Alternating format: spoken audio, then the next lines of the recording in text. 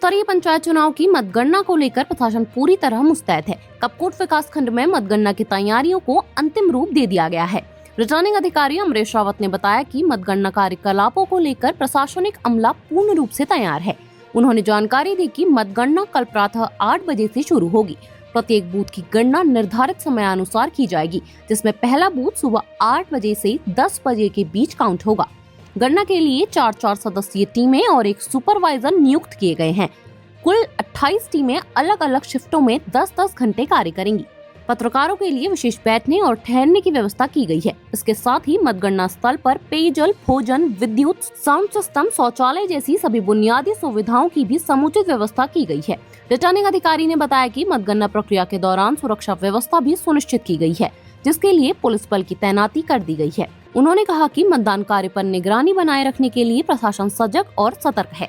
Kapkot block की बात करें तो कल जैसे यहाँ पे जिला पंचायत, क्षेत्र पंचायत और प्रधान और सदस्य ग्राम पंचायत के मतों की गणना होनी है।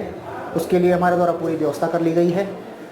इसमें से मीडिया कर्मियों के लिए रुकने की व्यवस्था, अभ्यर्थियों के लिए रुकने की व्यवस्था और जो आरक्षित दल होगा उनके लिए रुकने की व्यवस्था कर ली गई है। इसके अतिरिक्त पानी के लिए भी टैंकर वगैरह आ चुके हैं और अतिरिक्त शौचालय भी हमने यहाँ पे लगवा दिए हैं। सर, कितने राउंड में यहाँ पर मतगणना की जाएगी? सर, यहाँ पे पूरे 11 राउंड में मतगणना की जाएगी, जिसके लिए हमने 14 टेबलें लगाई गई हैं। सर, सबसे पहले गणना कौन से बूथ की आपने? सबसे पहला वो बूथ है हमारा, वो खलजुनी बूथ है जहाँ से गणना शुरू होगी। सर, सुरक्षा की दृष्टि से किस ढंग से सुरक्षा की व्यवस्था की? सुरक्षा की दृष्टि से जो पुलिस अधीक्षक महोदय द्वारा जहाँ जहाँ भी हमारे सेंसिटिव एरिया हैं, चाहे गेट हो, बैरिकेटिंग हो या जहाँ गाड़ियाँ रुकनी है केदारेश्वर मैदान में, वहाँ पे पुलिस बलों की तैनाती कर दी गई है। सर, मतदान स्थल में कई बार ऐसा बराबरी हो, जैसे वोट इस तरह से अगर व्यवस्थाएं होती है, इस तरह से कई विवाद होता है, तो यहाँ पर क्या बराबरी में ये जो नियम है वो ये है कि बराबरी होने की स्थिति में पर्ची खोली जाएगी और जिस व्यक्ति की पर्ची आएगी उसको माना जाएगा कि उसको एक वोट ज़्यादा प्राप्त हुआ है और वो विजेता घोषित होगा। और किस तरह से व्यवस्था है सर, आप बताइए। और हमने यहाँ पे जो है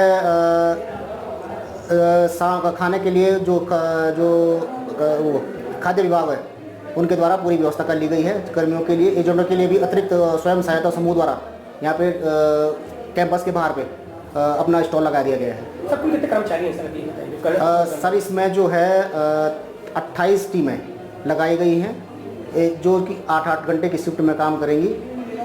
14 टीमें सुबह की शिफ्ट में करेंगी, 14 टीमें शाम की शिफ्ट में करेंगी और एक टीम में 5 सदस्य हैं, जिसमें 4 गणना करता है और एक उनका सुपरवाइजर है।